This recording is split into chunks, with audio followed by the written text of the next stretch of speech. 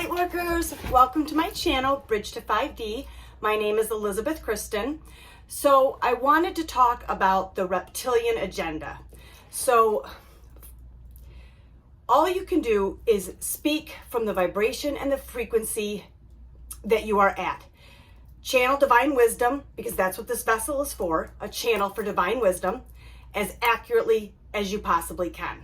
The only thing that I can guarantee you is that the information I bring through this form will be distorted.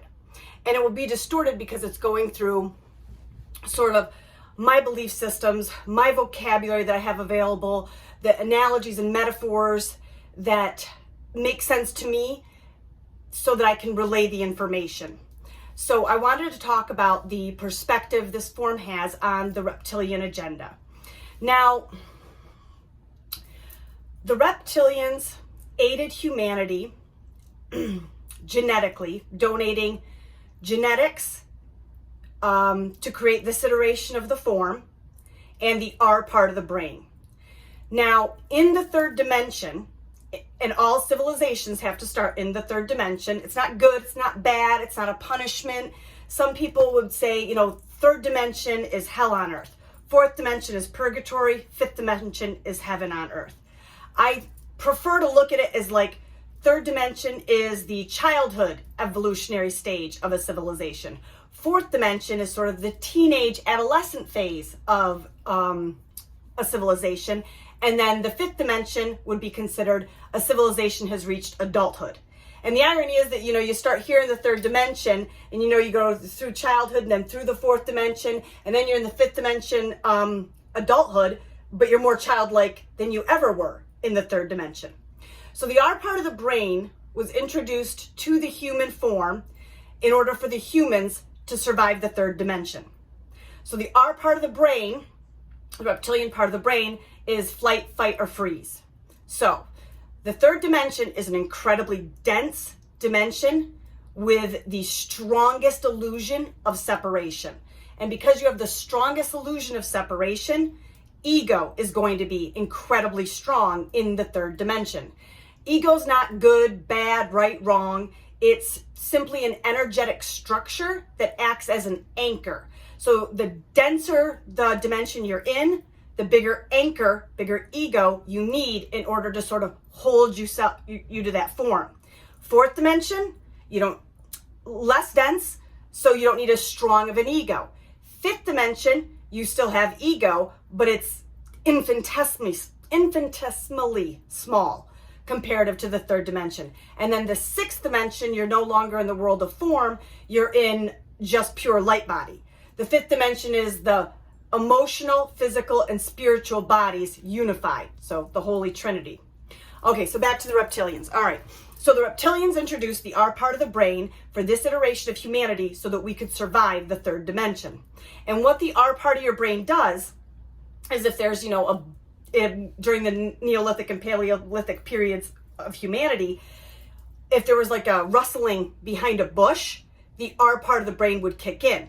And what that did was it took all the resources of the form and diverted it to saving the life of the human. So if you saw that rustling in the bush when you were out in the Serengeti, you wouldn't get curious and start, creatively thinking about what it could be. If you were fighting diphtheria in your body, you wouldn't continue to fight diphtheria. All resources would be diverted to save your life.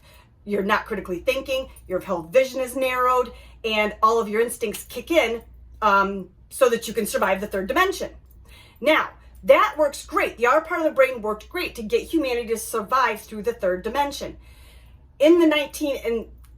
Time is weird, but time isn't real, which is why it's weird.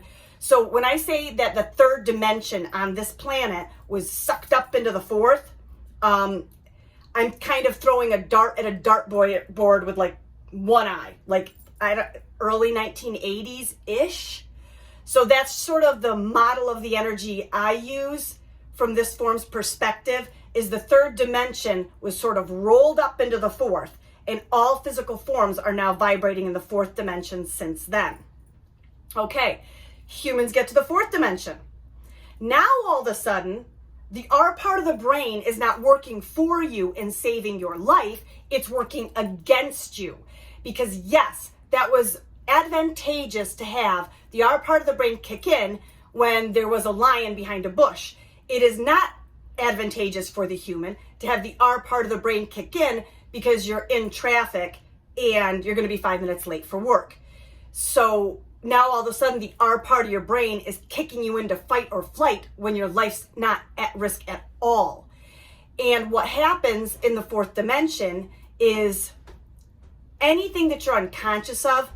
So intuitively, unconsciously, the humans understood this R part of the brain is controlling me. And because they were unconscious of that, they projected it out there.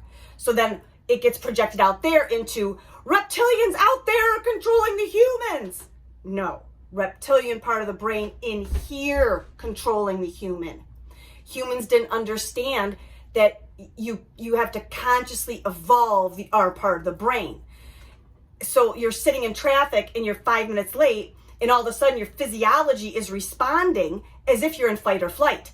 So it's your sort of the job of the conscious mind to I guess the word I want to say is evolve, mutate the R part of your brain. So how do you do that? So I'll just use the example. So you're sitting in your car, all of a sudden you hit traffic and you start panicking about being late for work. All of a sudden the stories start kicking up. Oh my God, my boss is probably going to be standing at the door. He was last week. You shift from being the one that is feeling the feelings and thinking the thoughts into being the one that is aware of the thoughts, aware of the feelings, and understand that dense emotional energy, that trapped emotion. So let's say the feeling that you would get would be you're stuck in traffic, fear that you're going to get fired, fear that you're going to be embarrassed when you go to work, fear that you're going to get called in for a really uncomfortable meeting. So that fear kicks up. That fear has been trapped in the emotional body, depending on how old you are, for decades. Most trapped, dense, lower vibration emotions were trapped in the emotional body during childhood and then just kept recycling. So that fear has been trapped in the emotional body since childhood and has nothing to do with the traffic jam you find yourself in and the 5 minutes late for work that you are now telling yourself you're going to be. So you understand that's what the Buddhists were talking about when they talk about Maya, the illusion of reality. You don't fall in the fifth dimension. You no longer fall for Maya. You no longer believe that this fear that I'm feeling, this frustration that I'm feeling, has anything to do with this traffic jam. It has to do with, and then typically you can ask yourself when you're in that moment. So you're feeling the fear, you're feeling the frustration, asking yourself, when have I felt this before? And kind of think back to childhood. When have I felt this before? And you might flash back to being late for class one day and being embarrassed and anxious and, oh my God, I don't want to walk in. Everybody's going to see me. It could be something like that, and so you can kind of in your mind trace back. This is familiar. When have I felt this before? Because that's the cause of how you feel right now. Not the traffic jam. That's Maya. That's the illusion. That's the trick. The traffic jam, being 5 minutes late for work, none of that bothers you. It is the trapped emotional energy, sort of trapped lower emotional debris that's been stored inside the emotional body. And now we're going through ascension. The energies on earth are picking up. Light workers are going through the light body process. And they understand that their physical form is detoxing. So those toxins that have been buried in your cells are now spinning out, which can cause you to feel exhausted, depressed. You don't want to do anything. You don't want to go anywhere. Or, you could be going through cycles of it where, you're feel like you're hanging onto an electric fence and you're going to vibrate out of your body. And so that's happening to the physical body, but it's also happening to the emotional body. So that sort of, dense buried trauma from childhood is now spinning out. because the physical body is a self-cleaning, self-healing mechanism. If you have a sliver in your finger and you don't notice it, a dense foreign buried object in your finger, and you don't notice it, wait a day. It'll be all you can notice, because while you consciously didn't notice it, the body did. And the body has been, sending all its forces to get this dense buried thing out of your finger. It's the same thing with the emotional body.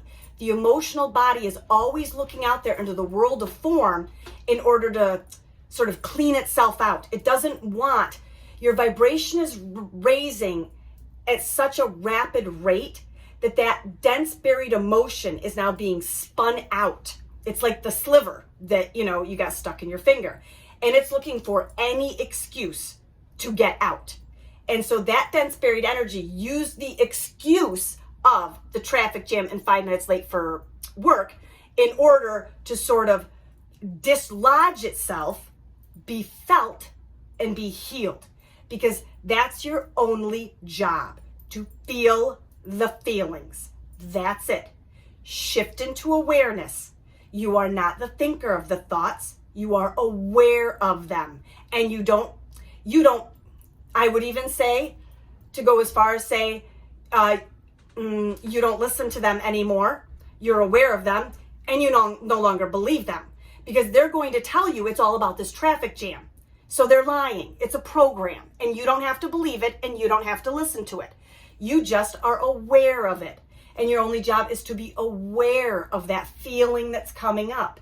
Because what humans have done is they have been trained to resist and repress, or resist, express.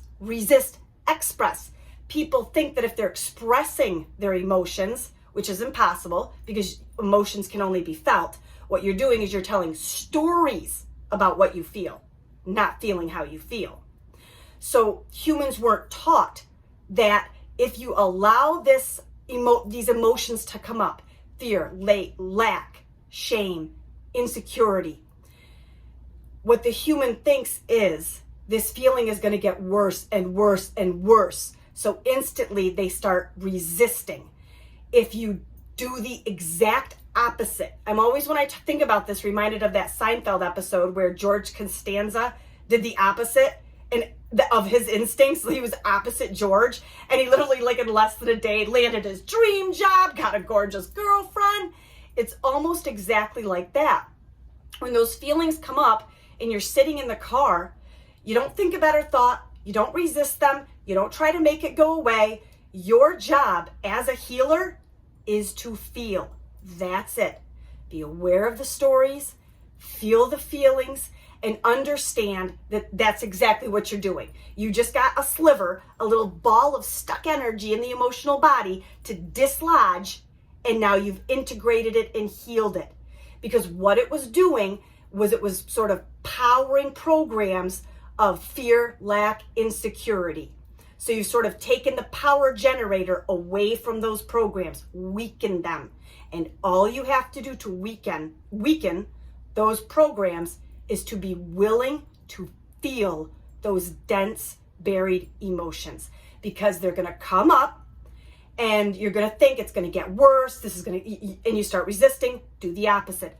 Allowing, welcoming, understanding this emotion has been buried for decades and it is coming home to heal and has nothing to do with what's going on out there in the world of form. So, in the fourth dimension, you're given that space. Third, you're the thinker of your thoughts. Fourth dimension, you're aware of your thoughts. You are the awareness, not the thinker. So that's what sort of the fourth dimension is for, that space. And when you use that space and shift into awareness, you are mutating and evolving the R part of your brain. Because you don't want to get rid of the R part of your brain. You want the R part of your brain to work for you. I want the R part of my brain to work flawlessly when a deer jumps out in front of my car and I'm driving with my daughters. I don't want it to go away. It serves humanity wonderfully. We just have to teach it how to serve us. So, another thing I want to bring up about the reptilians is, I said this to my husband the other night, I said, if an extraterrestrial race landed on Earth and just looked at a handful of leaders, handful of political elite, they just looked at those handful of leaders and looked at their frequency and their intention and their vibration, and then got in their spaceships and said, I know everything there is to know about the humans. You should see who they choose for leaders. You should see who this humanity, you could see what they have collectively chosen to be their leaders. Well, their leaders, they have to be the best of humanity, right? That has to be what we're seeing here. Humans or light workers would go nuts and be like, no, that is not a representation of humanity. No. You have a limited perspective. You have no idea who humans are because you looked at a handful of elites on this planet. That's exactly the way the reptilians feel. It's hard to explain. Sort of like a few bad apples spoil a bunch. Looking at a tiny, infinitesimal fraction of fourth dimensional beings that do not in any way represent the reptilian collective. And the vitriol and the frustrations, and this is just from this form's perspective, take it, leave it, throw it away if it works, if it doesn't. From this form's perspective, the frustration, the vitriol, the fear, and the anger being projected at the reptilian race out there is everything to do with the frustration the human has with their own physiology and not understanding and feeling it like it's controlling you. It has to do with what's going on in here with the human, not what's going on out there with humans and reptilians. Because reptilians as a species want nothing more than for humans to ascend. The reason they contributed their genetics, the sole reason was to create a iteration of humanoid beings that can ascend to the fifth dimension. That was the entire point why they contributed. Because we have something like 28 different alien genetics in this form. And so we are karmically tied to 28 different extraterrestrial races. And their ascension, their evolvement depends on ours. That's the deal you make when you get karmically entangled. And so what humanity is doing for these other races of civilizations that are ready to evolve, the best way I can describe it, every time I think about it, I get this image. If you've ever seen those cars that go really, really fast, and they're so fast, such fast, short races, that they need this giant parachute to come out to slow them down, that's what the collective of humanity is to those 28 civilizations. A giant parachute holding them back from their evolvement. So the 28 races that contributed to this form contributed for the sole purpose to uplift humanity. Why would you karmically entangle yourself in another race to be destroyed by them? You wouldn't. You'd karmically entangle yourself with another race to be service to that race.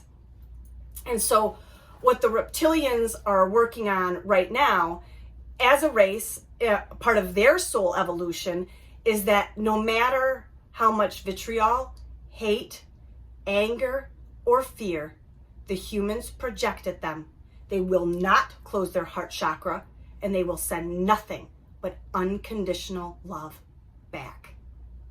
That is what the reptilian race is working on right now, is loving humanity no matter what humanity sends at them. And so I guess this video is kind of like a call to light workers that I feel from this form's perspective that a rift, has been created. And I feel and intuit the reptilian race of beings doing their part to heal. And it's sort of a call to light workers, if this message resonates, for humans to do their part in healing it. the misunderstanding. So yeah, it's a different perspective on the reptilians and their agenda and their role in humanity and their role in ascension. But again, it's just the perspective in this now moment from the frequency of this form right now. If it works, it resonates. And what I look to for different messages, does this empower me? Does this contribute to me being in a higher vibration, more loving?